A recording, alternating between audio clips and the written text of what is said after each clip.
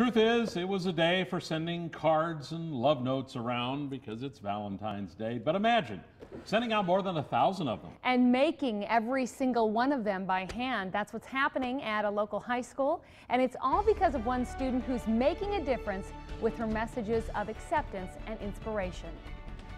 At first glance, it looks like a typical study group.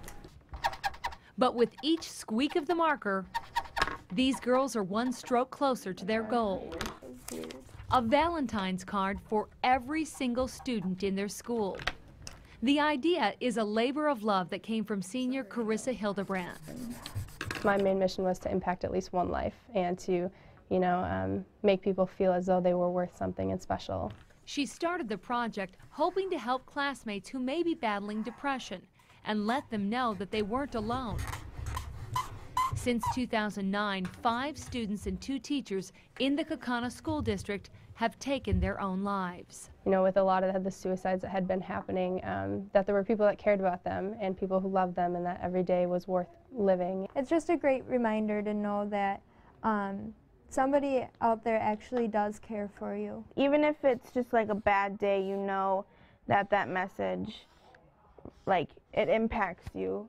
Even though it's a sentence, it does. Truly a wonderful example of how one person, one idea can have such a powerful impact on many. Principal Michael Werbowski says Carissa and her Valentine's Day project are an inspiration to others.